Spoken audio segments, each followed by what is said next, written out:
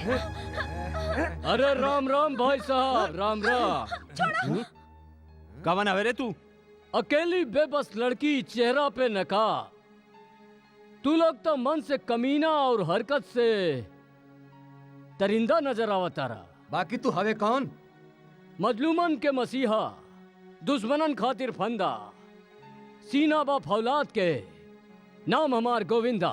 गोविंदा, हमके एको सेकंड नहीं लागे फंदा के टुकड़ा करे में। देख बे कैसे? अच्छा भाई, जब बात देखे दिखावे के आ गई बात, एगो बात बता देता नहीं। हम रात में सूरज और दिन में तारा दिखा सके नहीं। समझ ले के समझाई।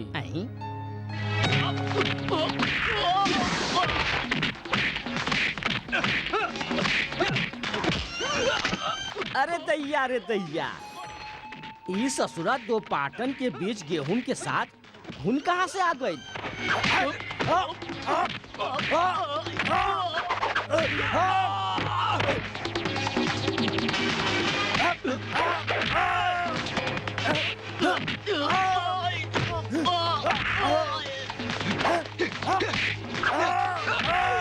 अरे मूर्खो, अरे मूर्ख, मार मुंह का ताकत मारे।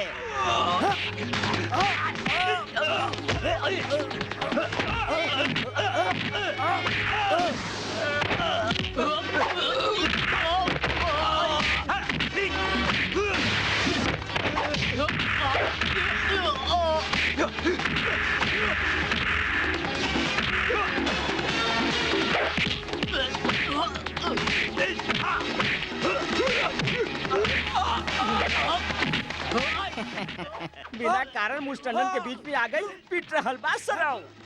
अरे अरे अरे, ई का? ई तो सब उल्टा हो रहल बा। औरतन पे धौंस जमावे वालन के मर्द से पंजा ना लड़ावे के चाहिए, वरना हाल बेहाल और जिनकी जंजाल बन जाला। समझ ले के समझाई।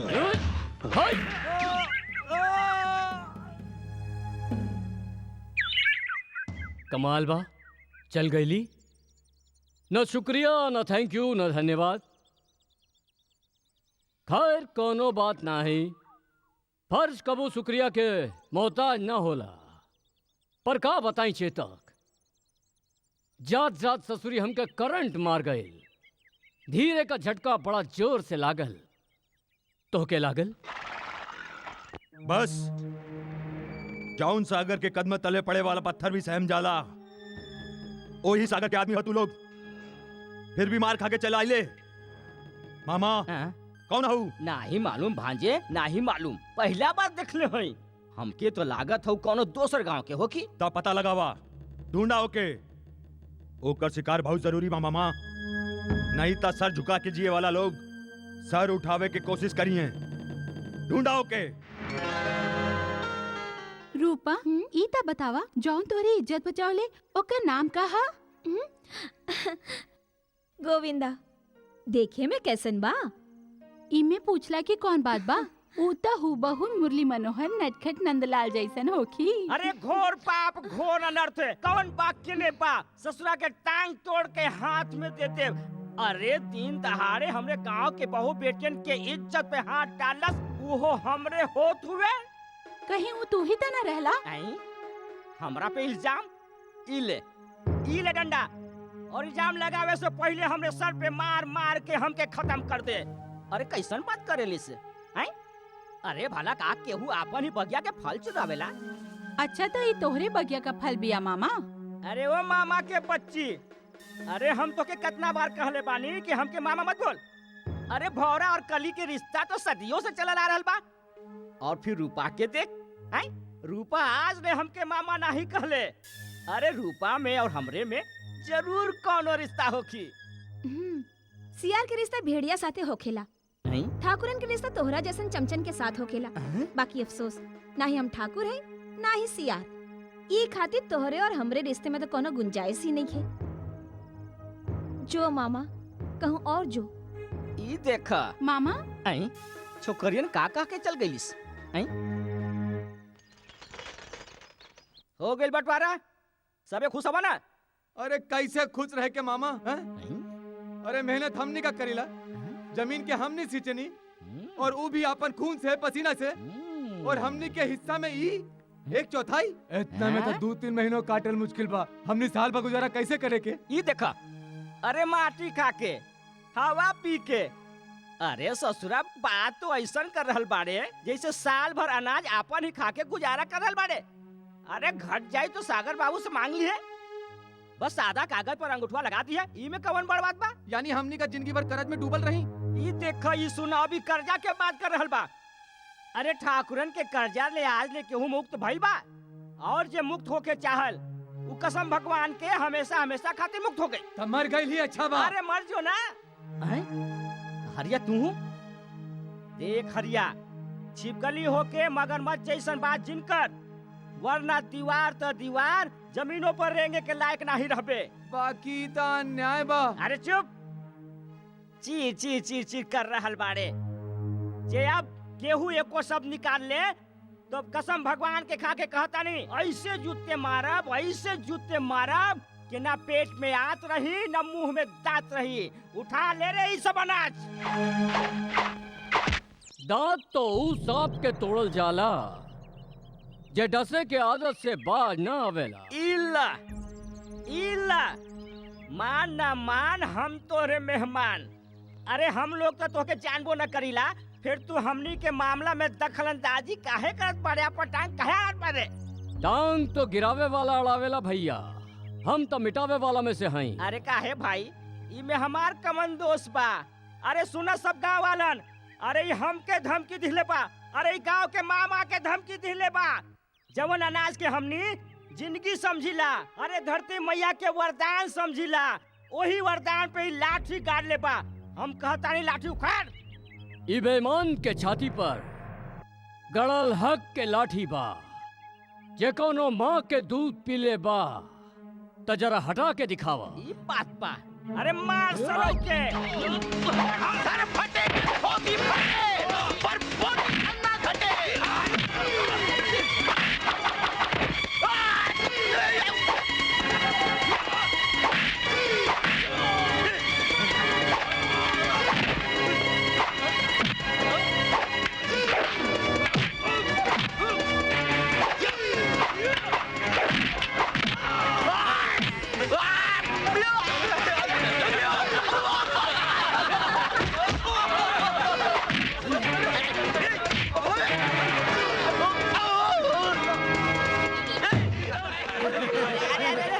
अरे तू लोगन के सत्यानाश होके बहुते भारी बा भाई।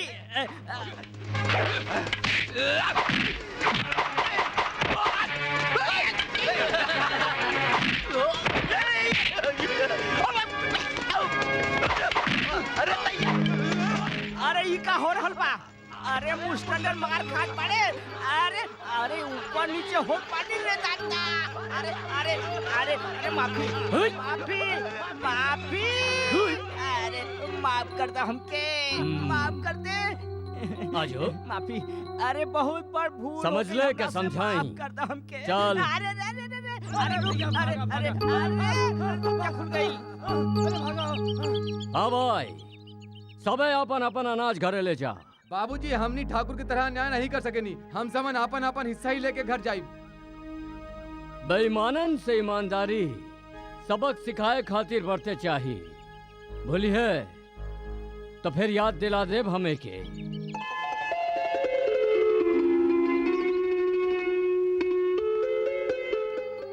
ई कवन अजनबी रहे, एकरा तो पहले कब्बो ना देख ले। गोविंदा, जौन जंगल के रास्ते में गुंडन से हमारी इज्जत बचौले, गरीबन खातिर लड़े वाला इंसान हम पहली बार देखतानी। माई, गरीबन खातिर लड़े वाला के इंसान नहीं, देवता कहल जाला। रूपा, देवता के भी कबो पुजारन की जरूरत पड़ जाला, तू ये जिम्मेदारी निभा लेना। जी ता करता के तू समन लोगन के गोली मार दी। जाऊन आदमी तू लोगन के दोबारा मारलस, ओकर कटल से लावे के बजाय आपन चेहरा पर घाव के निशान लेकर आइल बड़े। अरे भांजे, कौना के शौक बा मार खाए के?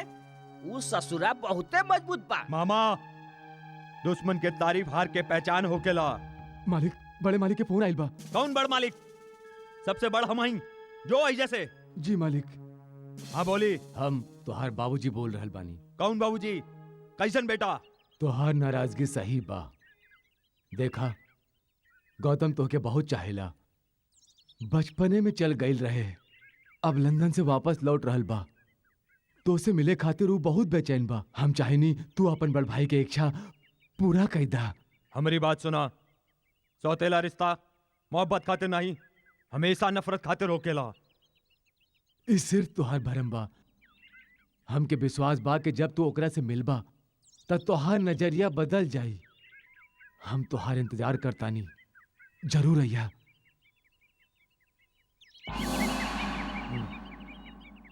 नहीं, हम शहर नहीं जाइब। अगर हमारी नफरत वहम बा ता हम यही वहम के साथ जियल चाहिए। ठीक बा भांजे, बिल्कुल ठीक बा। बाकी एगो बात है, फन उठा के डसे वाला सांप कबो न कबो कुचलल जाला, और जोन सांप फन झुका के डसेला ओके केहू कबो नहीं कुचल सकेला। अरे दुश्मनी निकाले खातिर दोस्त बनल बहुत जरूरी बा, और पीठ में छुरा घोपे खातिर गले मिलल बहुत जरूरी बा। भांजे, हमारी बात मान, तू शहर चल जा। अरे तोके पूरे जायदाद के मालिक बने के बा। और गोविंदा? अरे वो गोविंदा के मसलल तब बहुत आसान हो गई बा। वो गांव में रह लगल बा, जब जी चाहल तब मसल दे। का गोविंदा गांव में रहे लागल बा? गांव वालन गोविंदा के रहे तक के जगह देले बाड़े। मतलब दुश्मन के दोस्त दुश्मन। मामा, गांव वालन के पानी बंद कर दा। गोविंदा से ता हम शहर से लौट के निपटब। दैया रे दैया, वाओ, व्हाट अ फैंटास्टिक हवेली। सागर, तू तो महल के राजकुमार निकलला। अगर हमके पहले से पता होए तो हम पहले ही आ जाती। वाओ, कितना सुंदर महल बा, जस्ट लाइक अ हेवन। नमस्कार। नमस्कार। कौन हो तू? कदरदान। कदरदान? हाँ, जे नजाकत के जाने ली। हमरी का बकवास बात, तू कौन हवे? हैं? अरे करे जाऊ। अरे तू कहता हम अपन जान खूंटी पे टांग देब, अगर तू कहता। मामा जी, आई? अपना रिश्ता की नजाकत की समझी और ओके कायम रखे की कोशिश करी। हम सागर के दोस्त बानी, राव नहीं। अरे हम तो भूलिए गइल रही। अच्छा तू का खइबू का पियबू? तू कहत हम अपन दिल तल के लागी। अपने इतना बताए कि सागर कहवा बा? सागर शहर गइल बा। जब सागर युवा नहीं होखेला ना, तब सभे देखभाल हम ही करीला। आज हम तू लोगन के अंग्रेजी में कविता पढ़ाई। हाँ, अंग्रेजी में कविता? हाँ, पोएट्री। बोला। जैक एंड जिल वेंट अप द हिल। हिल भाई हिल। अरे हिल भाई हिल। अरे बुढ़बा, अरे हम यहाँ अंग्रेजी में हिल बोला तानी और तू लोग हिंदी में हिलत जाता रहा। हिल का मतलब है पहाड़। हाँ बोला। काहे पढ़ा दिया ला अंग्रेजी सबन के, जरा हमरा के भी तो पढ़ा दा। अरे तो के हम कहे के अंग्रेजी पढ़ाई भाई। तू तो बीएलटी बाड़ू, बात बात पे मारेलू पलटी। ई ससुरी करंट मारेली। करंट मारेली?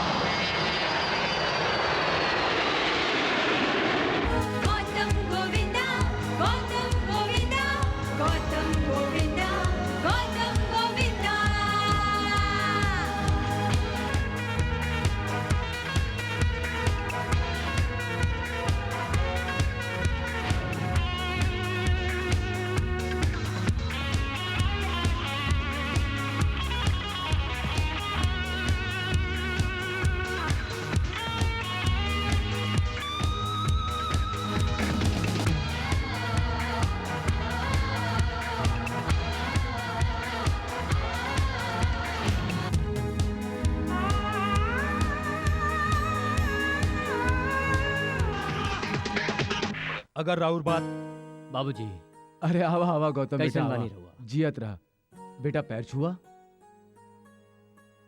कोई बात नहीं है बाबूजी, एक हर जगह तो हमार दिल में बा। आई रियली लव हिम।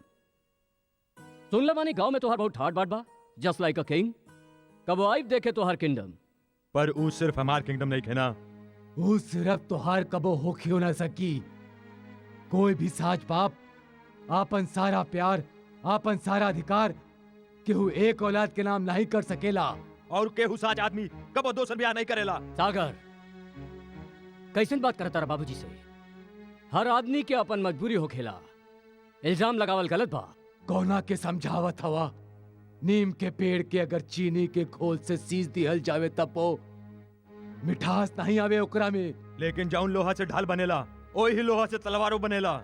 दोस्त लोहा के नहीं, हमेशा लोहार के होखेला। हम तलवार बनाइला, अगर हम तलवार बनाइला त ई काहे ना भइल तुहार जैसन?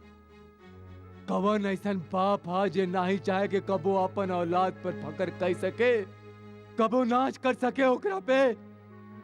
लेकिन तू, तोहरी गंदी सोच, ई काम हमेशा शर्मिंदा करत रहले हमके। कबो कबो सोचिला के पैदा काहे होकले तू? अगर पैदा होकले तब मर काहे नहीं गईले? हमेशा हमार छाती पर बोझ बन के रहले पाड़े। बोझ हमें हमार छाती के।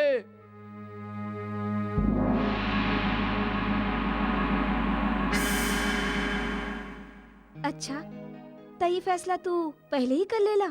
और अब पहली नजर में ऐसा करंट लागत कि हम समझ गई नहीं।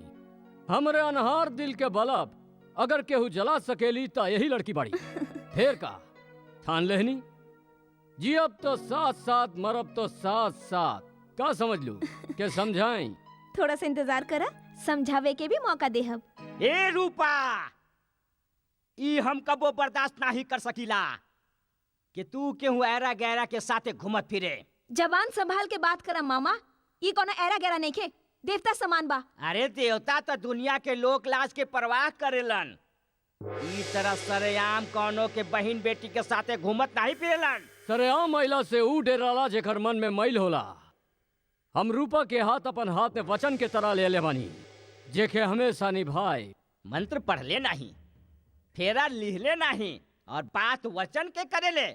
हमरे गांव के इज्जत माटी में मिलावत हवे। मारा ससुरा के।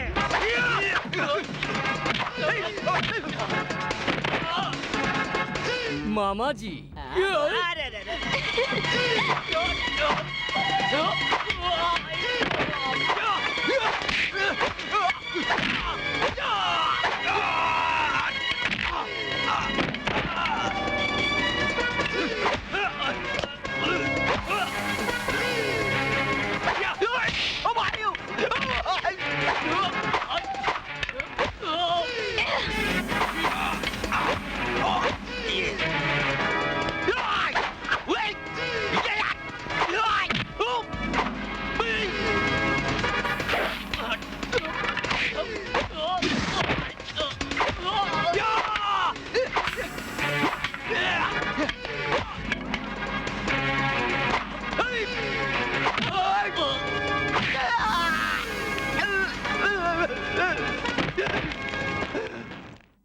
का भइल मामा? भांजे, गोविंदा हमरे ये हाल करती ले। अनार में खड़ा बा। मार ससुरा के। बस मामा, अब तोहार काम पूरा होखल, हमार काम शुरू। हम ओकरा के चेहरे पे मौत के साया देखल चाहिला।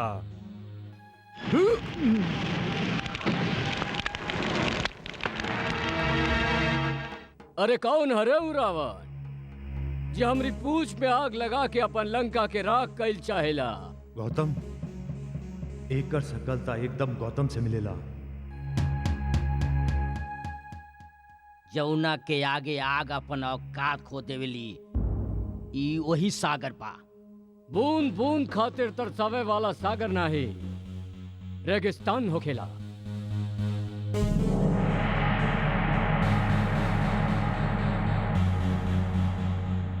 दोसर के दर्द समझे वाला मसीहा होखेला। तब तो धोखे मरे के पड़ी। मौत तो ओकर होखेला जे हथियार डाल देवेला। लड़े वाला हमेशा अमर होखेला। अपन बारे में सोच और याद कर इतिहास के। जे भी पानी पे रोक लगाइल हमेशा प्यास से तड़प तड़प के उहे मरल बा।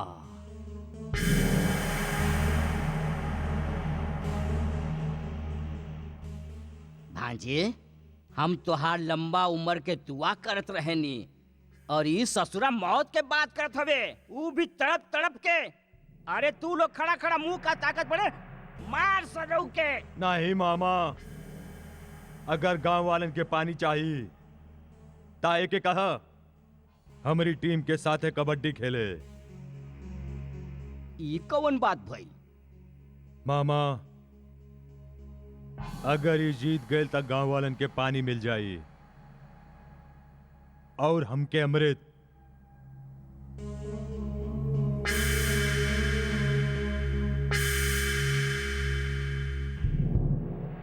ये का माजरा बा?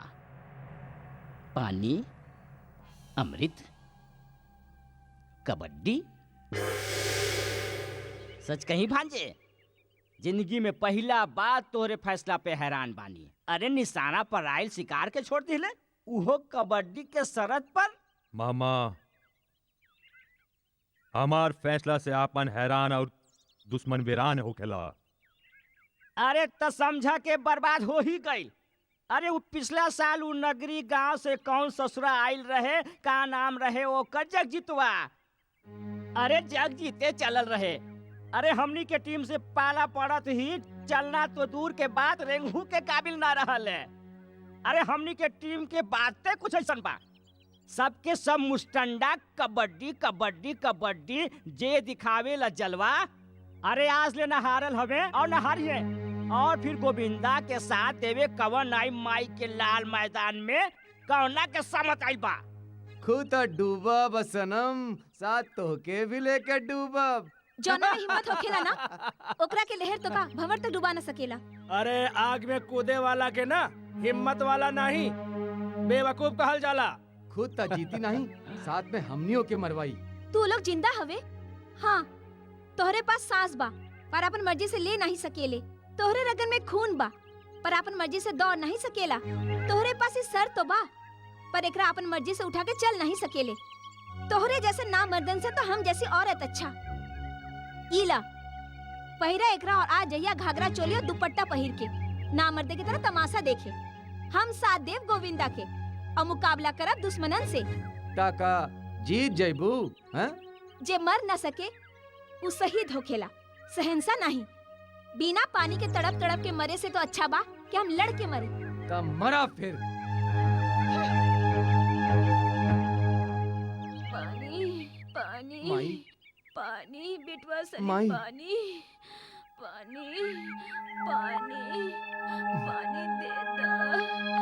पानी पानी पानी। तोहरे जैसे ना मर्दन से तो हम जैसी औरत अच्छी।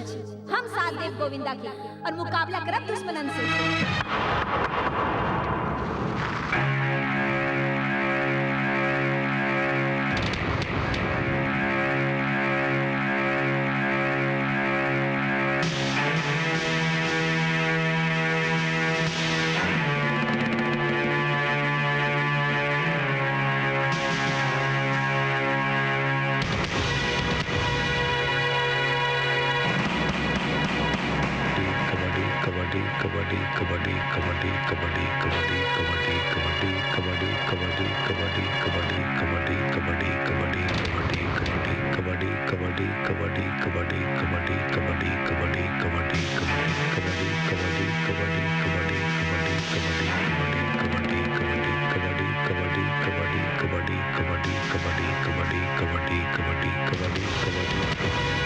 कबड्डी कबड्डी कबड्डी कबड्डी कबड्डी कबड्डी कबड्डी कबड्डी कबड्डी कबड्डी कबड्डी ईला गोविंदा आ गई। कबड्डी कबड्डी कबड्डी। और ये अकेले कैसे आई? कबड्डी कबड्डी। एक टोली कहवा बा? कबड्डी कबड्डी। हाँ, चल चल चल। अरे देख,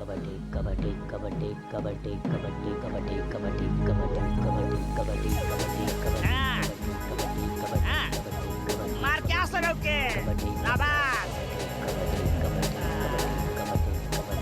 अब बचल हवे तो कबड्डी कबड्डी कबड्डी कबड्डी कबड्डी कबड्डी कबड्डी आए छोटुआ के उठा के फेंक दे बाहर कबड्डी फेंक अरे हाँ हाँ फेंक ससुरा के हाँ, उठा के फेंक अरे चक्कर घिन्नी जैसा घुमावत बारे आय हाय हाय बड़ा मजा आवत देखला हमार मुस्टंडर के कमाल नहीं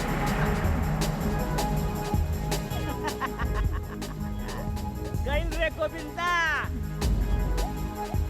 अरे ई हो गइल अरे गोविंदा हे रूपा अरे सभे चल गइले अब भेज अपन गोविंदा के देखे नी गोविंदा में कितना ताकत बा अरे हमार इतना मुस्टंडन के गोविंदा कछु न कर सकी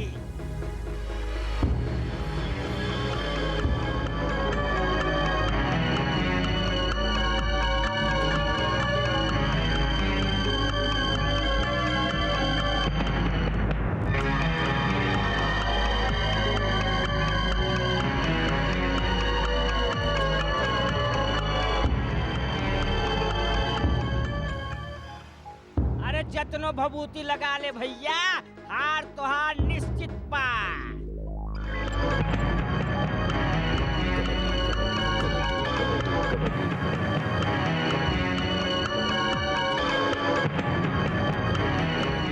अरे वो मुस्टंडन देख खतरनाक आइल बा संभाल के इज्जत के सवाल बा ठाकुर के इज्जत के सवाल बा अरे घेराबंदी कर अरे घेर ले के अरे घेराबंदी कर भैया हाँ अंदर आवे दे आवे दे अंदर आवे दे भैया अरे घेराबंदी कर बहुत बढ़िया जरा भी चूक कैले तो पानी देवे तो पड़ी घेराबंदी कर आए ना पाए अरे भैया संभाल के ये लो अरे पकड़ के रख अरे अब पकड़ ले भाई बहुत अच्छा अरे ये मत पकड़ ले अरे संभाल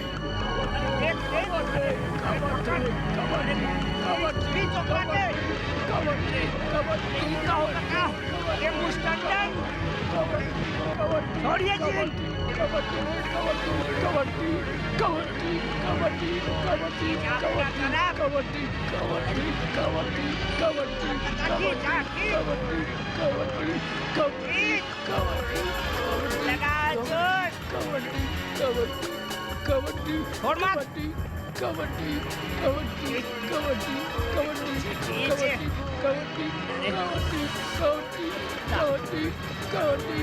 आगे बढ़ा अरे क्रीज पीछे छूना देवे अरे खींच रहे मुस्टंडन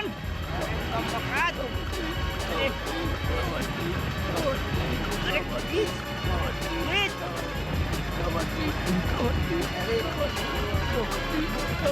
अरे पीछे खींच रहे मुस्टंडन का होगी अब अरे का होगी लगा जोर लगा ना तो पानी देवे के पड़ी अरे रे सबे के सब अरे सब कर्म के सत्यानाश कर दिलस सागर बाबू के इज्जत में पाटा लगा दिलस रे कौनो जरूर गड़बड़ी बा एकरा में दैया रे दैया पार्टी कैसे हार गइल अरे छपरिया अरे हमें दुश्मन के साथ कमर मटकात रही ऐसे देखा कैसे आए अरे रंग बदले में तो तू गिरगिटों के मार दे देलू कुछ दुश्मन दोस्त से भी अच्छा होला और वैसे भी वो तोहार दुश्मन हवे, हमार नहीं। आय हाय हाय हाय, ई हमनी से हमरे तक के सफर तू कैसे तय कर ले लू? ये अच्छा और भला बुरा के पहचान तो के कब से हो गई? अरे शैतानन के साथ रह के साधु वाला बात। अरे का हो गई मोना तो के? गोविंदा जैसन इंसान से केहू के भी प्यार हो सकेला। अच्छा तो फिर हम जेकरा के सहेज के रखेली ना, ओकरा टुकड़ा करे में, ओकर टुकड़ा बिखेरे में देर ना लगावे नी। अरे तोहरी इतना हिम्मत के हमने सामने ओकरा से प्यार के बात करेली? चल तो अभी कभी वहाँ से उठ, वहाँ से शहर जा, नहीं तो हम तोहके परलोक भेज दे। हमने सामने ओकरा से प्यार के बात करेली? अरे हमार कपड़ा फटे तो फटे पर पोजीशन ना घटे। अगर सागर बाबू के पता चल गई तो तोहके चीर के रखती है।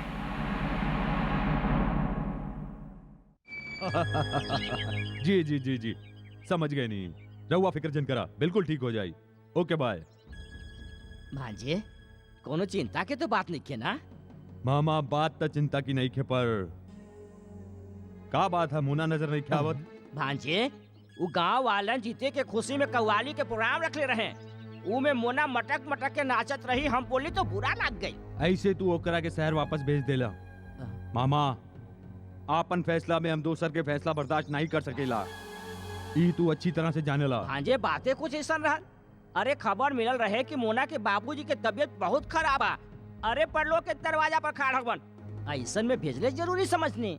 Hello everybody. अरे वकील साहब, पधारी वकील साहब। अरे काले हमके इनका नाम के पता चलल, अब्दुल रहमान चौरसिया।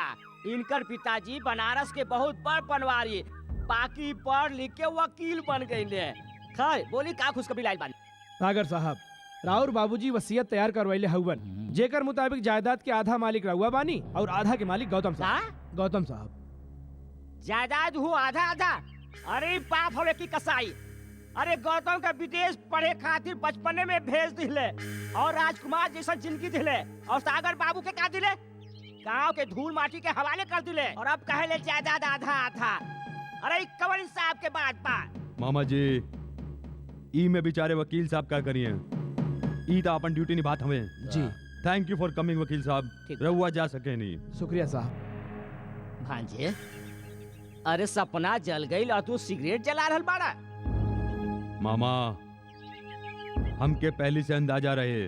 फिर वो हाथ पर हाथ धरे बैठल रहला? हाँ, पर हार मान के नहीं, घात लगा के। घात लगा के? गोविंदा के ने मिली मामा। अरे वो तो खुशहाल पूरा अपन गांव गई बा, पर ओकरा से का काम बा? सोचा जिन अमल करा, हमके ओइजा अभी के अभी चले के बा। अभी कभी चले के बा? अभी के अभी। भांजे वैसे तो हम दोनों 20 पर भारी बानी, पर एहतियात के तौर पर 2-4 आदमी के साथ रखल में कोनो बुराई नहीं के। नहीं मामा, ताकत के इस्तेमाल दुश्मनी खातिर कइल जाला, दोस्ती खातिर नहीं। चला तेनी काम से। माता जी हाँ। अगर हम गलती नहीं कर रहल बानी तो अपने गोविंदा के माई बानी। अरे जी। पाए लागी माई पाए लागी। अरे चंदनपुर गांव बाना, वहाँ के ठाकुर सागर गोविंदा से मिले आइल हवन। एक मिनट, गोविंदा हम आई। गोविंदा बेटा हाँ देख तक जी। के आयल हवे तोर से मिलने। ई देखो आगे। कब बात बमाई? अरे अरे रुक। तोरी तो अरे अरे सागर बाबू ई वक्त दुश्मन नहीं दोस्त बन के आइल हवे। अरे माई तू खड़ा खड़ा का देखत बाड़ू? रोका एके, बहुत अड़ियल जवान बा। गोविंदा घर आयल मेहमान के भगवान समझल जाला, लाठी नहीं उठावे के। बात नियत के नहीं खे माई, चोरी के मकसद से आवे तो ओकर आरती नहीं उतारे के चाहिए। अरे सत्यानाश हो के चंदनपुर वालन के जे तेरे कान भर दिले, और तू हकी सागर बाबू के खिलाफ बकत ही जात बड़ा। अरे बिटुआ सागर बाबू दयालु से भी दयालु हवन। हाँ। मामा हम कुछ साबित करे के नहीं, सौदा करे आयल बानी। हाँ। एने आप गोविंदा। चला मामा तू है नहीं रुका। भांजी हम तोके आज ले चंद्रगुप्त समझ के अपना के चाणक्य बना रखनी, और हमरा से ही पर्दापोशी। गोविंदा सुन ली है तोरी जमीन जायदाद सब गिरवी बा, और तू के कामों के तलाश बा। ठीक सुन ले बड़े, बाकी तू दानी नहीं खे, मतलब से आइल हवे। शरत बता दी है पहले।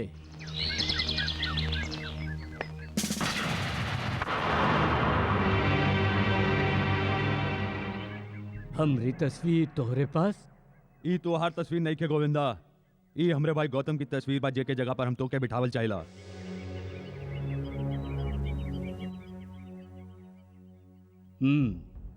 ताकि सारा जमीन जायदाद गौतम बन के हम तोहरे नाम करा दी और बदला में तू हमार तमाम गिरवी जायदाद छुड़वा देबा, यही है ना? हमरे वादे पर सख्त जिन करा गोविंदा।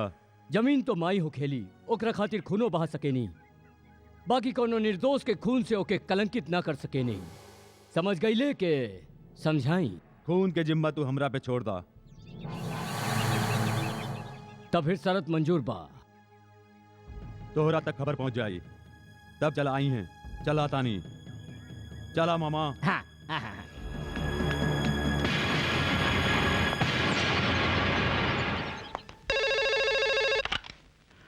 Hello, Gautam speaking. भैया हम सागर बोलो तानी। हाँ सागर बोला, कैसन हो? भैया वो दिन जो कुछ भइल ओकरा खातिर हम बहुत शर्मिंदा बानी। शर्मिंदा हवे तो समझ ले हमरी शिकायतों दूर हो गई। और सुनावा। भैया रउआ गांव आवे वाला रही, हम राउर के बेसब्री से इंतजार करत तानी। तू इंतजार कर रहल बाड़े और हम यहाँ बानी। एक्सट्रीमली सॉरी, हम काले आवतानी। बाय। अरे बहुत बखत हो गई। अरे रामू के बच्चा, तू गुलदस्ता के साथ पुरजोर तरीका से स्वागत करी है। जी मालिक। और मामा तू? अरे हम पहले दरवाजा खोल के स्वागत करब और फिर सीना से लगा ले हम। Very good. और हम अंदर इंतजार हाँ करब। ठीक बा, कोई हरज नहीं है।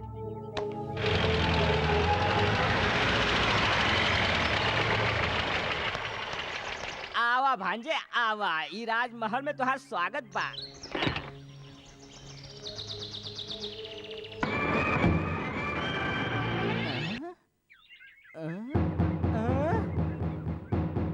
भांजे, ए भांजे, अरे सागर भांजे।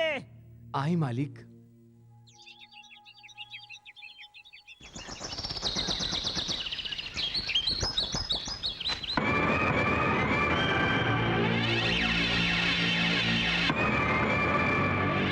अरे भांजे, अरे भांजे, अरे भांजे, गजब हो गई। अरे गजब हो गई। का भइल? अरे खोदा पहाड़ और निकलल चूहा। अरे वो गौतम के बजाय गोविंदा आ गई, वो ठाट बाट के साथ। मामा याद बा हम तोरा से कहले रही कि सही वक्त आइल पर एगो राज के बात बताई। यही बाऊ राज की बात। हमरी खुशकिस्मती से गौतम और गोविंदा के शकल एक दूसरे से मिलेला। अरे दुश्मन से दोस्ती करे के यही वजह रहे।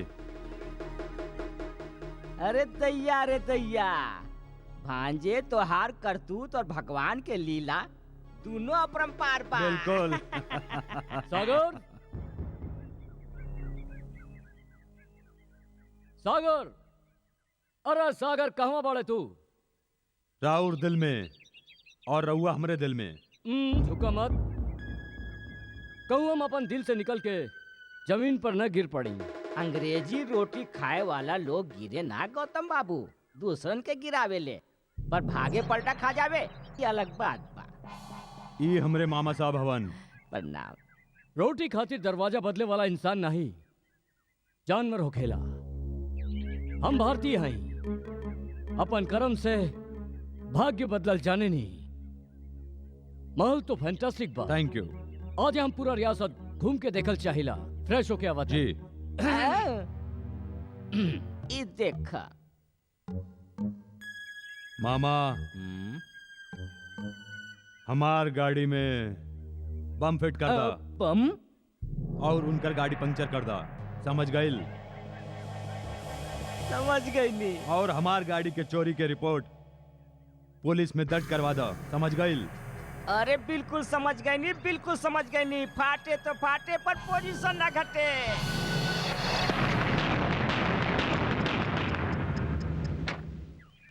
पूरा काम दुरुस्त हो चुकल बा। अरे भांजे, इहो कोनो काम में काम बा। अरे चांद सूरज में बम फिट करे के होके तो कोई बड़ काम होखी। ई तो उंगली हिलावा समझ के काम हो गई।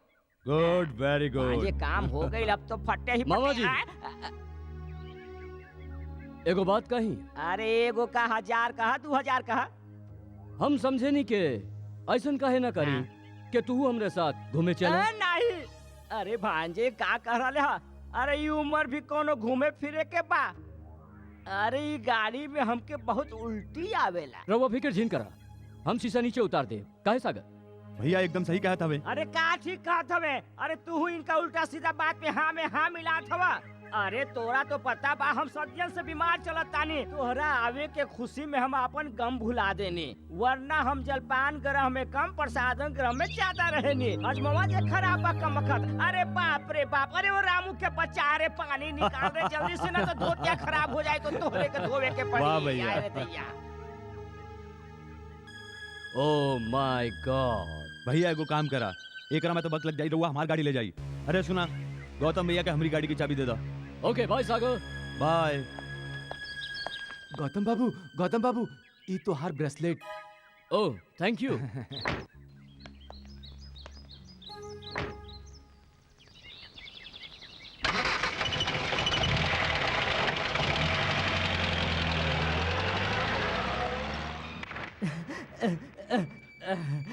अरे भांजे गइल?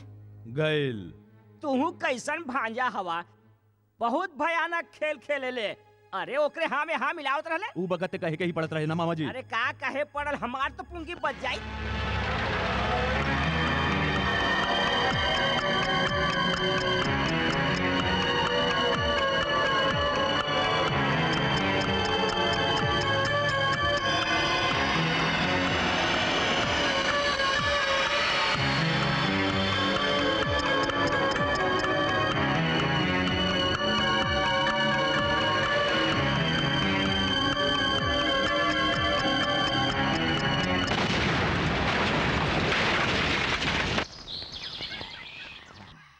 भांजे लोग तो मरे के बाद स्वर्ग देखे ले, जैसे गौतम देख रहा हो कि हाय हाय हाय हाय।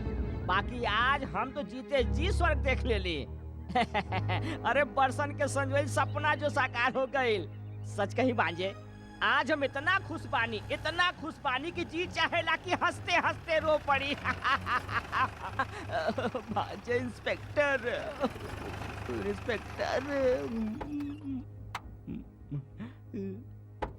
आई इंस्पेक्टर साहब। आफताब खान। सागर। आई। वैसे पुलिस वाले बुलावे के मोहताज नहीं हो खेले, फिर भी रहुआ हमरे अगुवाई कैनी, ओकरा खातिर बहुत बहुत शुक्रिया। शुक्रिया तो हम तोहार अदा कैल चाहिला इंस्पेक्टर, पर तू मौका द तब ना। ओहो, राउर इशारा चोरी भइल कार के तरफ बा। जी।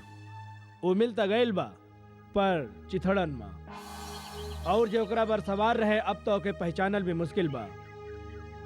ई ब्रेसलेट के पहचाने नहीं आप?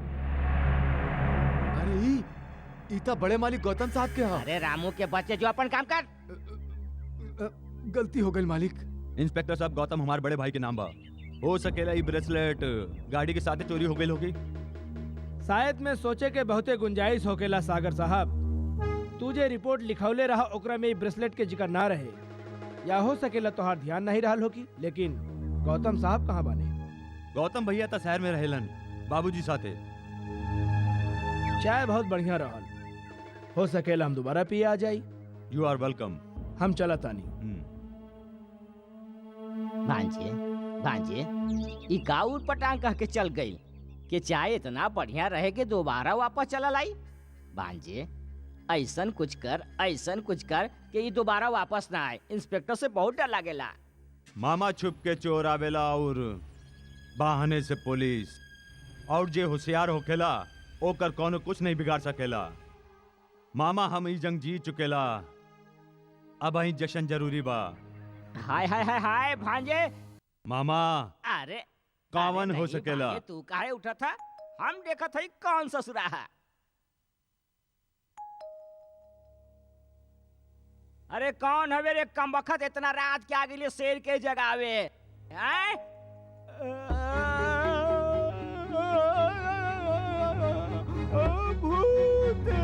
भूत भांजे भूत। अरे चिल्लात का है बाबा माँ का बैल भूत। पोजीशन बहुत खराब बा।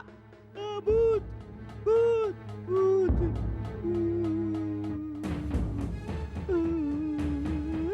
गौतम भूत भूत भूत, गौतम के भूत। हैरान होकर तारा कि हम बच के आ गई नहीं। आपने बच के आगे नहीं, एकरा से बड़ खुशी की बात और का हो सकेला। पर हम हैरान ई खातिर बानी के इतना बड़ा हादसा हो गई।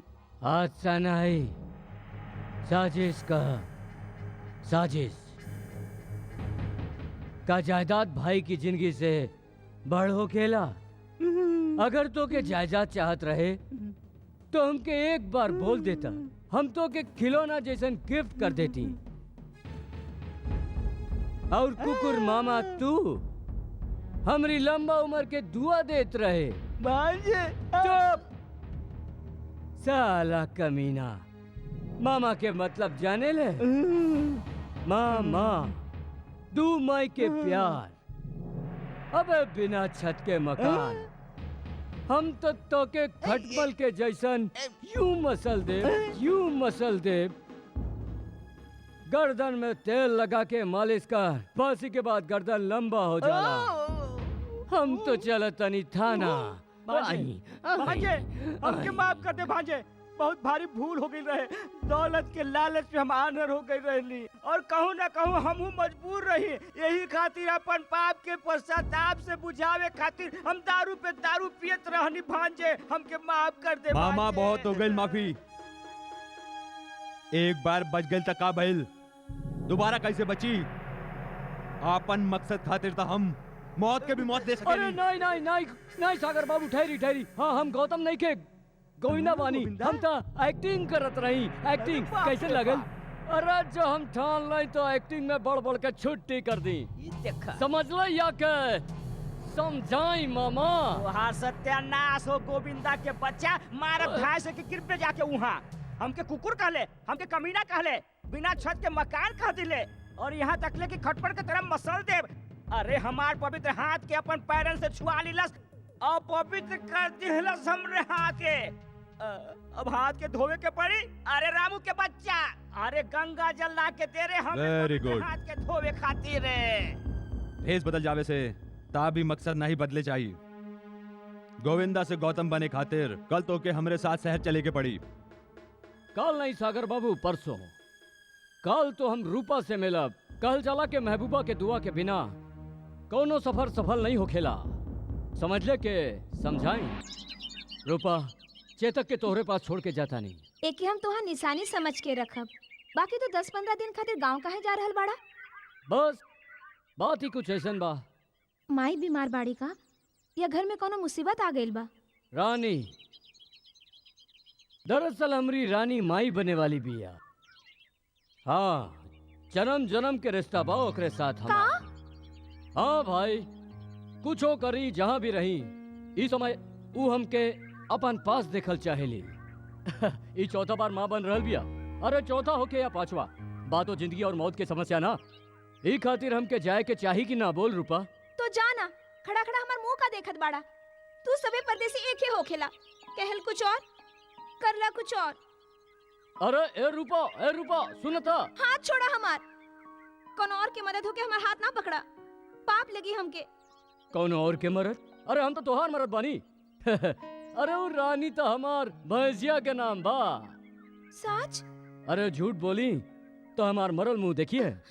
ऐसन जिन कहा, अगर तोहके कुछ हो गई तो हमहू नहीं जी पाई। तू का समझेलू के हम जी पाई? पहले तो हम समझत रही कि तू हमरा से प्यार करेलू, पर अब जान गइल बानी कि तू दिल खोल के प्यार करेलू। यानी तू गांव ना जाइबा ना? जाए के तो पड़ी रूपा, लेकिन कोनो रानी खातिर नहीं, अपन काम खातिर। अपन ध्यान रखिया। सुना, ऐसे ही चल जाइबा?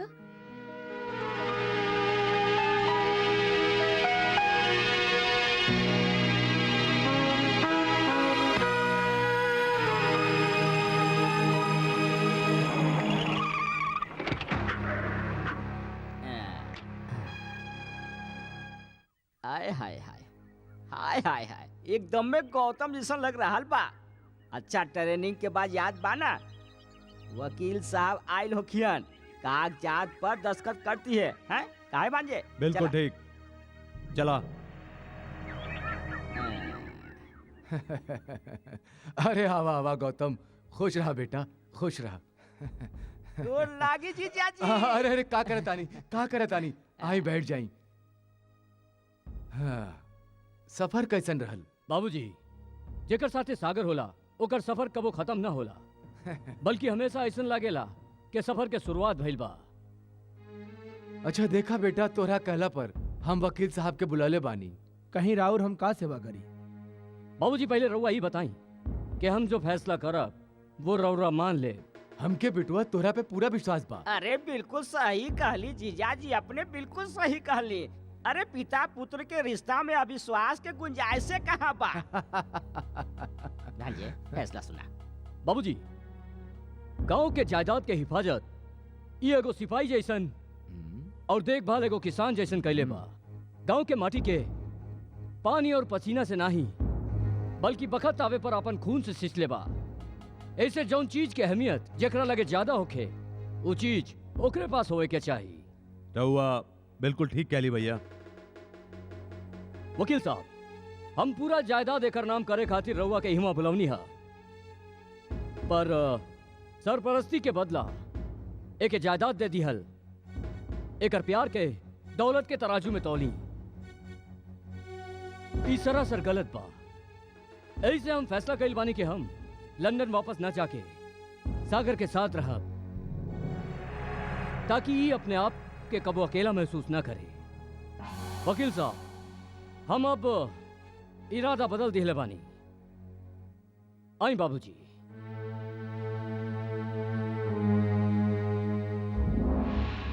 भांजे, ये तो गुरु घंटाल निकलल। अब का होखी? पर भांजे फटे तो फटे, पर पोजीशन ना घटे।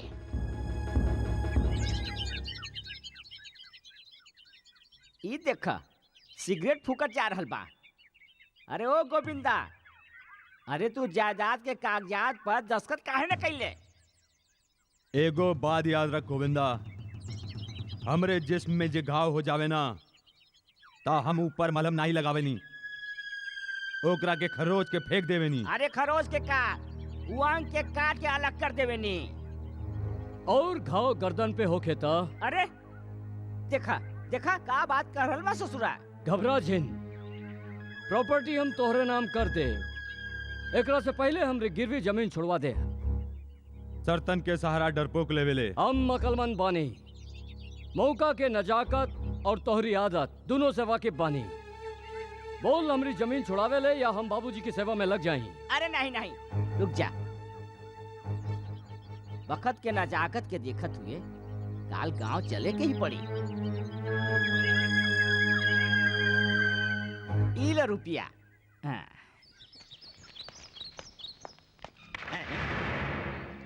जब ले हमारा काम पूरा नहीं हो जाई, ई कागजात हमरे पास रही। ये तो ठीक बा। यही बात बा, तो हम कोनो काम नहीं करा। का मतबल? तू लोग हमार माई के दिल दुखवले बड़े। हम शहर नहीं जाई। ता रहे दे के ऐजे मामा, हमके एकर कौनो जरूरत नहीं। चला हमरे साथ। अरे होश से काम ले भांजे, होश से काम ले। बहुत हो चुकल मामा। राजगद्दी तक के सफर गरीबन के सर कुचल के तय कैले जाला, ओकर सामने सर झुका के तय नहीं अरे कैल जाला। भांजे, अगर इस शहर नहीं जाई ना मामा ता सीधा ऊपर जाई। भांजे वो गरीब जरूर बा, पर मजबूर नहीं खे।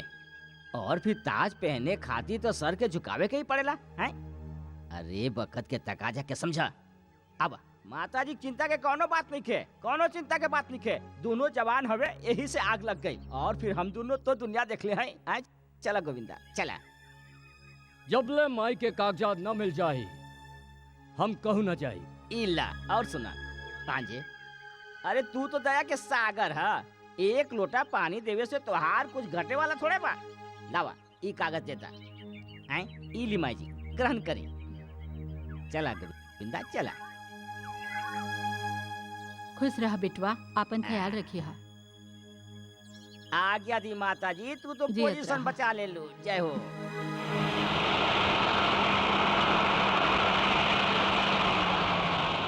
अरे रुका रुका रुका।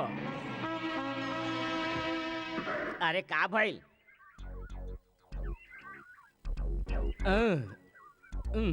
अच्छा, बिना मौसम बरसात। अरे इतना दूर काहे जा रहल बाड़े? ओ बारिश के साथ कीचड़ो। अरे बाकी बोतलवा बा झड़िया में कर ले। तीन गो उंगली, ये तीन उंगली के मतलब का होखेला भांजे? मामा ये आदमी गड़बड़ न कर देवे, एकरा पे नजर रखी। ई बात बा, घबरा जिन भांजे ससुरा पे पूरा नजर रखा।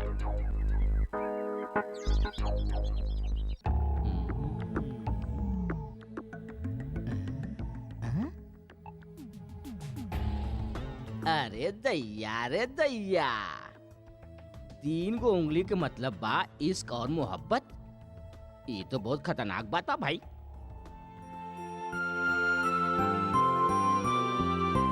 एगो बात बतावा गोविंदा, ये अचानक शहरी की तरह उटपटांग कपड़ा पहिरे के सो कहवा से आ गई? ई कपड़न के पीछे भी एगो राज बा। राज?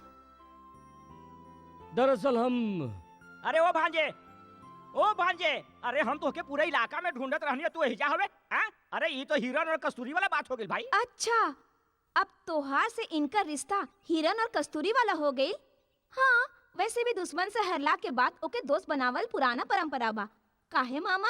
अरे चुप कर मुही। अरे ये हमार भांजा गौतम बा, गौतम। का? अरे थोड़का सकल गोविंदा से मिला तो का भइल? फर्क नहीं दिखात का?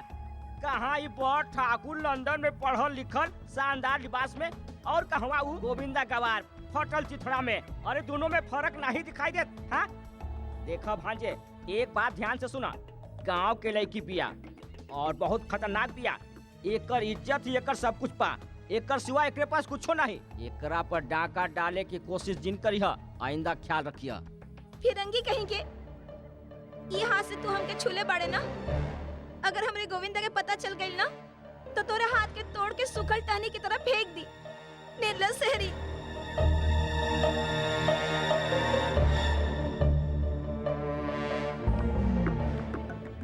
एगो बात याद रखिए मामा, दोबारा हमरी जिंदगी में गड़बड़ करे के कोशिश कैले तो हमरो नाम गोविंदा बा।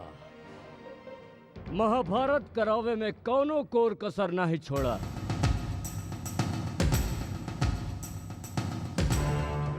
इल्ला भैया के आते ही ब्रेसलेट की गुत्ती सुलझ जाई। इली इंस्पेक्टर साहब, राहुल इंतजार खत्म भइल। ई हवे हमारे भैया गौतम भैया। गौतम भैया, ई हवे इंस्पेक्टर आफ्ताब खान। पुलिस वालन के नाम से भी जानेला सागर। सफर में लोग अजनबी के भी नाम जान जालन। वैसे हम मंजिल तक पहुंच चुकल बानी। इनकर कार के साथ एगो ब्रेसलेट चोरी भइल रहे। ये आपके है ना? नहीं, हमार ब्रेसलेट तो हमरे पास बा। लागत बात सफर में ही बानी, मकाम तक नहीं पहुंचल। हम इजाजत चाहेनी। तू ब्रेसलेट काहे नहीं लिहले? काहे के हमार ना ही रहे। अगर ले लेते तो का हो जाए? तोरी बेवकूफ के कारण से हम ओकरा शक के दायरे में आगल बानी। शक के दायरा से बाहर निकल गई नहीं है सागर बाबू, वरना इंस्पेक्टर के यकीन न रहल के मरे वाला गौतम ना ही केहू और बा। अब यकीन हो गई होखी। अरे मामा, हाँ? तोहर भाजा तो शब्द के भी कंजूस बा, शुक्रिया तक अदा नहीं करेला। अरे ई में कौन बड़ बात पा, हम कर देता नी। ई लहा जोड़ के तोहार शुक्रिया अदा करतानी। अब का चाहिए? ई का बा? रुपया रुपया? कतना? 5। 5? अरे ई में कौन बड़ बात था? बीड़ी पिए खातिर। ई 2, 2, 4, 5 इला 5 लाख। 5 लाख रुपया? वो काहे खातिर भैया? गांव में तालाब खुदवावे के बाद रकम काल सुबह तक चाहिए।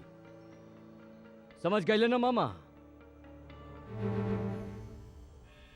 मामा, ई गोविंदा तक कुछ ज्यादा ही ट्रेंड हो गइल बा। हेलो, सागर साहब बानी।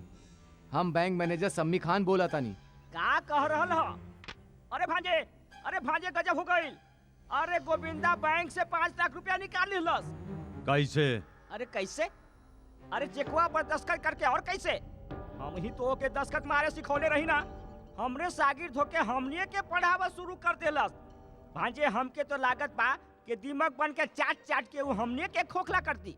मामा, हम लकड़ी रही ई खातिर उ दीमक बन गइल। अब हमके लोहा जैसन सख्त बने के पड़ी।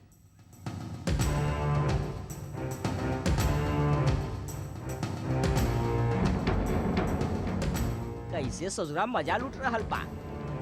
हैं? अंगूर खट्टा बा। अरे अंगूर खट्टा बा गोविंदा के बच्चा। खट्टा तो ऊ लोमड़ी के लगेला जे अंगूर तक पहुंचल ना हो। गोविंदा, ई जमीन के कागजात बा, एकरा पे दस्तखत कई दे। अरे नहीं नहीं, इतना जल्दी का बा? अभी अभी अमीर बनल बानी, थोड़ा मजा चखे दा।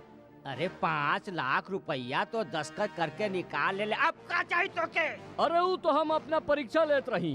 हम देखत रही कि तू लोगन के ट्रेनिंग में हम खरा उतरल बानी के ना। ए, दस्तखत मारता हवे के नहीं? ए, बड़ भाई बानी, तमीज से बात कर। अच्छा भांजे, जब जानवर के खून के स्वाद लग जावे और गरीब के अमीरी के मजा मिल जावे ता फिर बात से नहीं, हाथ से इलाज कइल जाला। एकदम ठीक बा। गोविंदा, हम तोरा से आखिरी बार पूछे तानी, तू दस्तखत करताड़े के नहीं? नहीं। का कइले? नहीं। तोरी तो ई हाथ हमेशा लाचार कमजोर पर उठल बा। हम बारूद पानी, दोबारा कबो ऐसन गलती कैले तब तोहरा चिथड़ा उठ जाई। समझ ले के समझाई।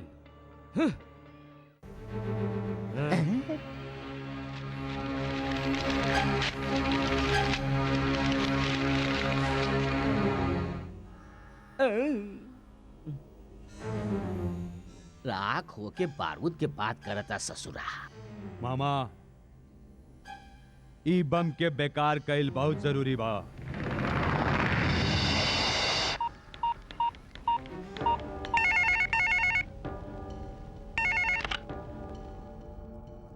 का कार धमाके में मरे वाला आदमी गौतम रहे? तो ऊ कौन है जे सूरज भान के बड़ बेटा बनल बा? वो गोविंदा बा, गौतम के हमसकल। दौलत खातिर वो गौतम के खून कई दिलस और खुद गौतम बन गई। ओ, यानी रउआ हर पहलू से वाकिफ बानी। फिर तो ओ जुर्म से तोहरो कौनो न कौनो रिश्ता जरूर रहल होगी।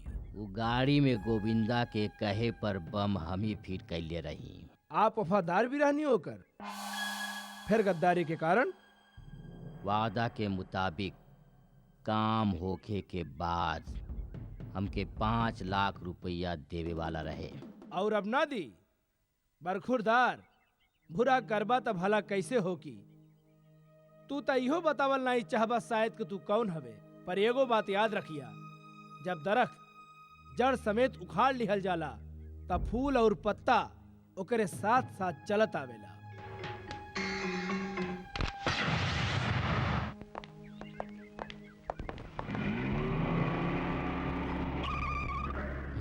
इंस्पेक्टर साहब, ई का हो रहल बा? अरे गौतम भैया के हाथ में हथकड़ी पहनावनी आपने? हथकड़ियां अमूमन मुजरिम के ही पहनावल जाला। ये गौतम के कातिल गोविंदा है। अरे गोविंदा? बाप, गौतम भैया के कत्ल हो गई? ई कौनो दूसरा आदमी होके हो इंस्पेक्टर? तभी तो हम कही मामा, कुछ दिन से हमके ऐसा लग रहल बा कि जे भाई हमरा से लंदन से यहाँ मिले आइल बा, ऊ हमरे पास रह के भी हमरा से दूर काहे रहेला? मामा जी तो के याद बा, वो दिन गौतम भैया के ब्रेसलेट चोरी हो गई और वही दिन ये आदमी वही ब्रेसलेट लेके यहाँ आयल रहे।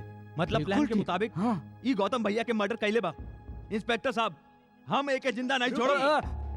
सागर साहब, अपन जज्बात पर काबू रखिए। आप एक एकर कैल के सजा मिली। जे जुर्म हम कैले ही नहीं की, ओकर सजा हमके मिली नहीं सकेला। गौतम के खून ई लोग कैले हवे। जानल चाहबा काहे और कैसे? पुरानी कहावत बा, मरता का न करता। हम सच कहता नहीं इंस्पेक्टर। हम झूठ नहीं की बोलत। आप यहाँ कबूल कैली ना कि आप गौतम नहीं गोविंदा हो। पुलिस स्टेशन चली, आप हुआ ये भी कबूल कर लेब कि कत्ल आप ही कैले बानी। आई हमारे साथ है। ले जा।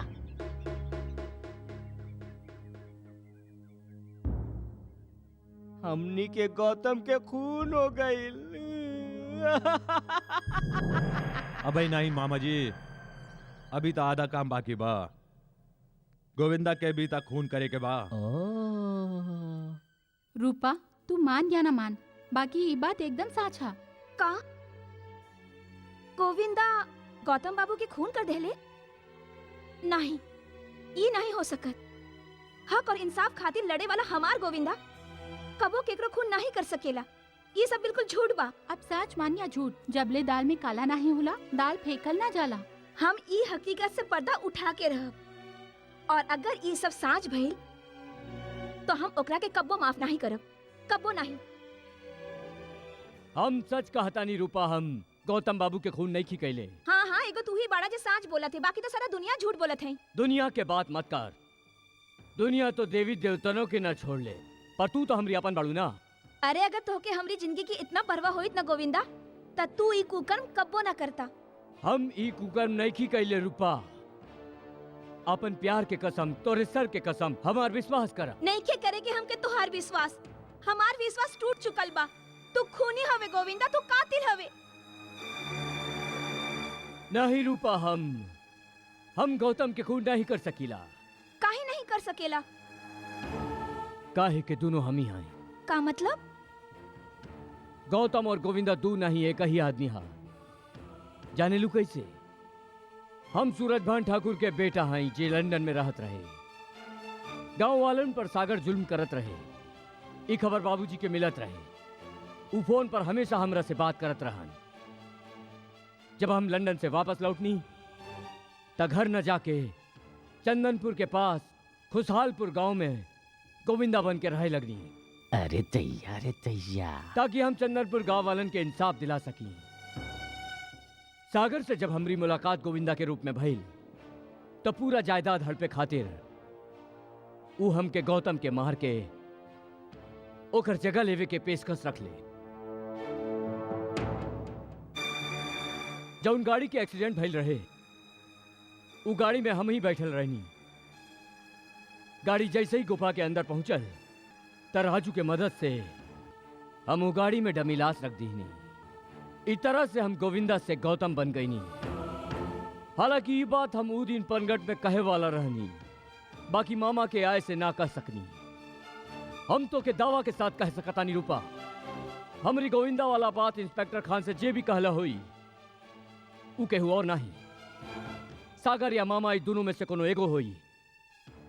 और ई हरकत उ ई खातिर कैले कि हम जायदाद के कागजात पर दस्तखत कैला से इनकार कर दीनी। अच्छा तो ये बात बा, यही खातिर उ लोग तोहके गोविंदा साबित कर दिहले। बाकी अब का करबा तू? ये सब बात हमरे बाबूजी जाने लन। काले हम शहर जाके अपने आप के बेकसूर साबित कर दे। आई इंस्पेक्टर।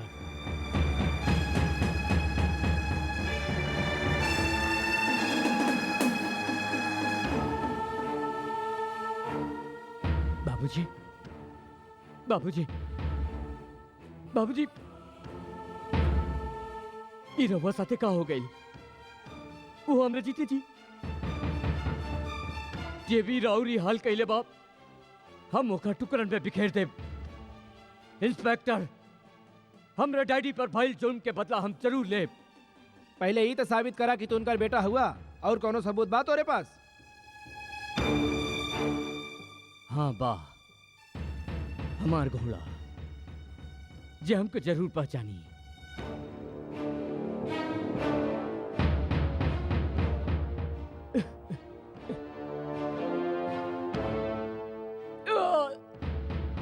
चेतक, तू हमरा के नहीं पहचान ले? अब अहू कोनो सबूत बचल बा तोरे पास? हाँ, खुशहालपुर के वो औरत जेके हम माई बनौले रहनी और गोविंदा बन के ओकर घर में रहत रही। आई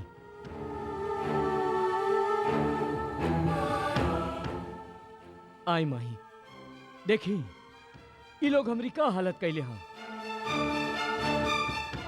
जेकरा के तू फरिश्ता समझत रहलू ओके ये लोग मुजरिम बना देले हवे। तू इनका के बता दे माही कि हम इंसान से प्यार करेनी, इंसानियत के पुजारी बानी, दौलत के ना आई। इनके हमारा असलियत बता दे माही, और यहो बता दे कि हम गोविंदा ना ही गौतम बानी। माफ करिए हा बिटवा, हम तो के ना ही जानेली। केहू बच्चा कौन औरत के माई कह देला तो ओकरा ममता फूट पड़ेला। तू तो हमको बेटा कहत रहलू, माई के प्यार देत रहलू। आज ही बेटा पर मुसीबत के पहाड़ टूट पड़ल और तू ओकरा के पहचाने से इनकार करता रू।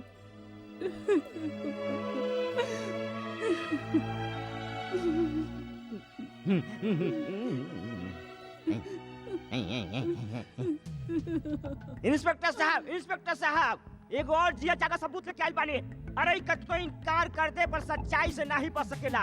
अरे कलयुग ही सही बाकी सच्चाई अब वहियो जिंदा बा, वरना ई राक्षस आदमी हम जैसा सच्चा इंसान के बंटा धार करते। ई वही सोनार बा जेकरा से नकली ब्रेसलेट बनौले रहे। तू पहचाने लायक रखे? जी मालिक, पहले गलती हो गई रहे पर अब पहचान गई नहीं। मल्होत्रा, यस सर। इनकर बयान नोट करा। ओके सर। जा भैया तू बयान दे। हाँ तो गोविंदा साहब, पतवार के तलाश में तो आप बहते जात हुआ या अब अहियों किनारा के उम्मीद बा? हाय हाय अभी का बोली? अरे ई तो नौटंकी कर रहल बा।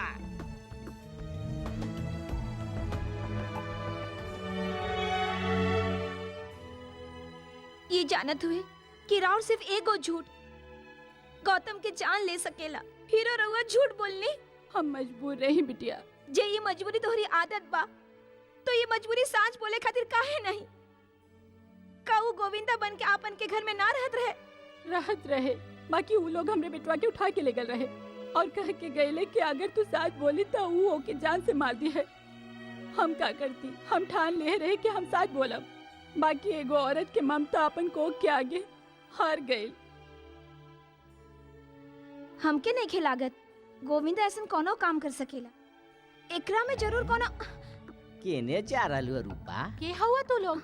अरे बाराती हवे, रूपा के ले जावे आइल हमें। मामा तू अरे चुप कर मुही। अरे मामा मामा कह के तू हमरे कलेजा पर कतना हथौड़ा बरसौले, मालूम बा ना? नहीं मालूम? अरे जब तोहरा पे बीती ना तब तोहके पता चली। दबत ले ससुरी के। खबरदार जे कोनो हमरा के हाथ लगौले तो। हाय हाय हाय, धमकी तो ऐसे दे रहल बिया जैसे मुंह में बोली नहीं बंदूक के गोली बा। आ? अरे रूपा, तोहके मार ही के रहे तो हमके प्यार से एक नजर देख ले तू। भगवान का हम ऐसे ही मर जाती, बाकी हम मरल नहीं जिंदा बानी। अब तो कुकन सही के पड़ी। अरे हमके गाली देत रहलिस? ई हमनी के बर्दाश्त नहीं खे। अरे मूर्खो, बर्दाश्त तो हमके भी नहीं होला, बाकी का करी? दुधारी गाय के लतिया और बिन बियाही छोकरी के बतिया तो सहे के ही पड़े। अरे तू लोग खड़ा खड़ा मुंह का देखत हुए? अरे मूर्खो, ले पकड़ एकरा के ना तो भाग जाए। अरे केहू बीच में ना आई ना तो बहुत पछताए। कहा उ लोग रूपा के उठा ले? हाँ, हम देख ले बानी गौतम। दुश्मन जब हमदर्द बन के आवेला तो ओकर बातन से सच्चाई नहीं झूठ के बदबू आवेला। मजबूरी और इच्छा दो अलग अलग चीज बा गौतम। वहाँ रहल हमार मजबूरी रहे और यहाँ आयल हमार इच्छा। एके हमदर्दी नहीं हमार फर्ज समझा। और तोहरे पास टाइम नहीं के गौतम, जल्दी करा और तू मुश्किलों में बाड़ा। बात जब इज्जत पर आ जाए तो गौतम हर मुश्किल आसान कर सकेला।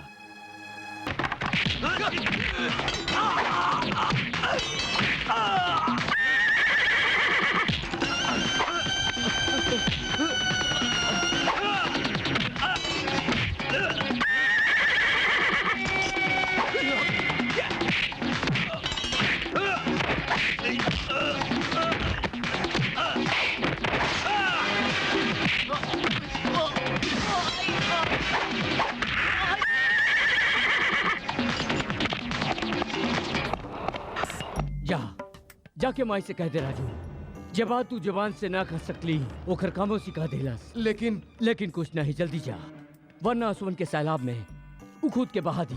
जा। यही खातिर हम हैरान हो गई रही चेता के जे हमार कदमन के हाथ तक पहचानत रहे, जे के हम अपन सीना से लगा के रख ले रही। वो हमरे सीना पे पांव कैसे रख सकता? वो हमके पहचाने से इनकार कैसे कर सकेला? अब आई लूटनी पहाड़ के नीचे ससुरी गैया चिराई जैसन कैसे फुदकत रही। अपना दाना अपना पानी खाए के बादो ससुरी अपना फुलवारी में कबो नहीं फुदकी। भांजे फटे तो फटे पर पोजीशन ना घटे। मामा, नारी अगर धरती बनकर सब कुछ सह सकेली तो कहर बन के बरसत भी है। और सागर जब उफान पे आवेला त सब कुछ तहस नहस कर देवेला। ए कहां भागत आइस रे? चुप! चीख! और जोर से चीख! हम चाहिला तोरी है चीख।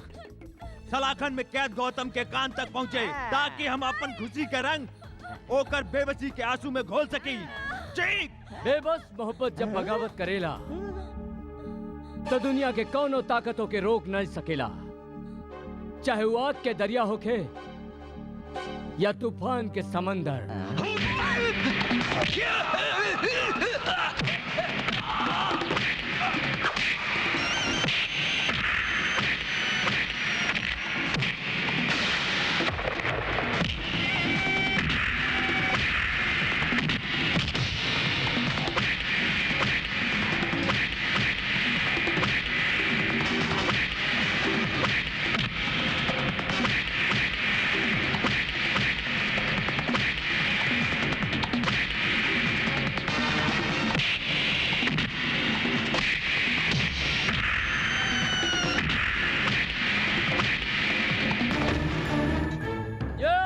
अरे नहीं, ई का गजब कर रहल बाड़े भांजे।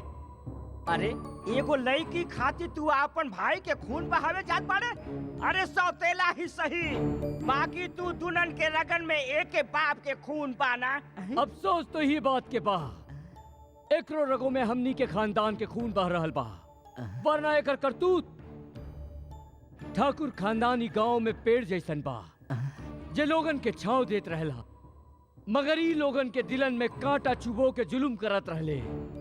ई होई शख्सा जे दौलत के लालच में आके अपन बाप के खून कैले, खानदान पर लागल कलंक पानी से नहीं खून से धोवल जाला मामा, खून से। नहीं बाजे नहीं, तोहके तोहरे भगवान के वास्ता, तोहरे माँ बाप के वास्ता, जौन छोकरिया से तू प्यार करेला ओकर वास्ता, रूपा के प्यार के वास्ता, रूपा के प्यार के खातिर एके माफ करता भांजे, रूपा के प्यार के खातिर एके माफ करते, रूपा के प्यार के खातिर एके माफ करते।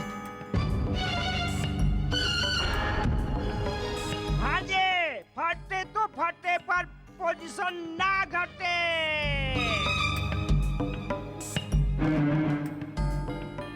वाह मामा वाह, अब समझ में आई सागर गलत नहीं, दिशा गलत हो गई बा। भटकावे में तू ता शकुनियों के बात दे दिला। मात और सह के ही खेल में जीत हमरे होगी गौतम। रुक जा सागर, अगर गौतम की कुछ भइल तो हम मामा के साथ घर से अलग कर देब। मोना, अरे तोरी मती मारल गइल बा का?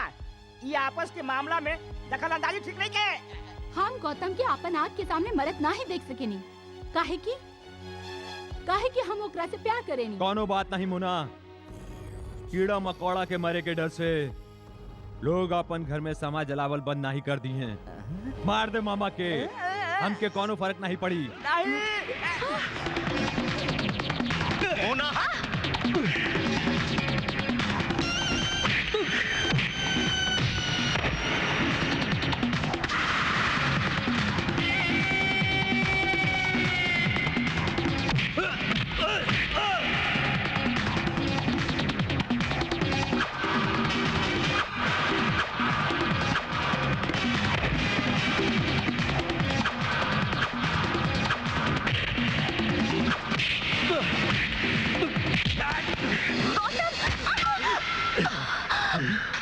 मुना, मुना,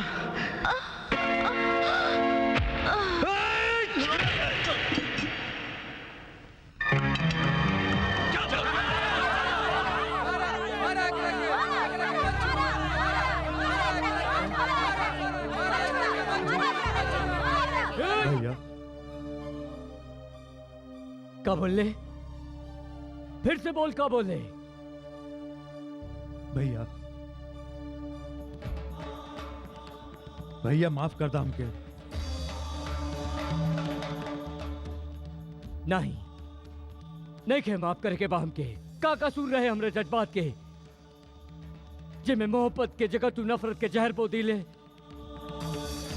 बचपन में जे हाथ तोहरी हिफाजत खातिर उठत रहे, आज ऊ हाथन के तू अपना खिलाफ उठावे खातिर मजबूर कर दिले। याद बा जब हम तो के बिना देखे आवाज देत रहली तो तू हमरा से पूछत रहले, भैया का आपने हमरे कदम के आहट सुन लेली? तो हम तो के का जवाब देत रहली? बोल, हम तो के का जवाब देत रहली?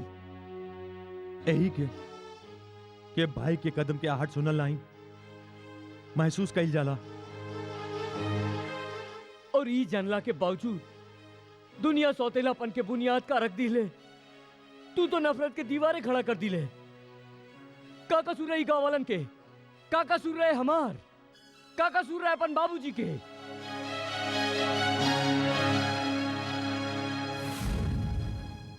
नहीं माफ करे के हमके, नहीं माफ करे के। तासा ज्यादा हमके अपन गलती के एहसास हो गइल बा भैया। बस ई बोझ हम और बर्दाश्त नहीं कर सकेला भैया। तो के सजा कानून दे। ठीक बा, हमके मंजूर बा भैया। हम हर सजा भुगते खातिर तैयार बानी, लेकिन राउर बेरुखी बर्दाश्त नहीं कर सकेनी भैया। भैया तू हमके माफ कर दा, हमके अपन मोहब्बत से महरूम जिन करा भैया। प्लीज हमके माफ कर दा भैया, हमके माफ कर दा। नजर से दूर ही सही, पर दिल से दूर नहीं रह सकेनी भैया। प्लीज हमके माफ कर दा भैया। जेके जुर्म के एहसास हो जावे गौतम, ओके सजा नहीं माफी मिले के चाहिए।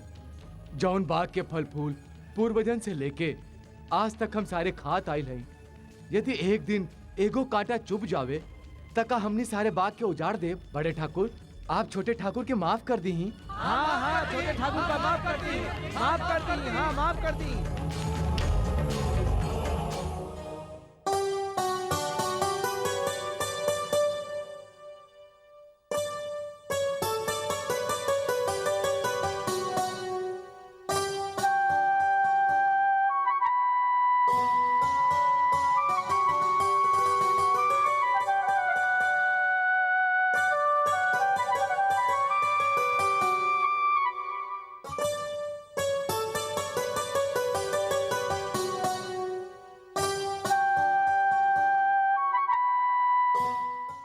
सागर साहब, आप क्या अपन बाबूजी के खून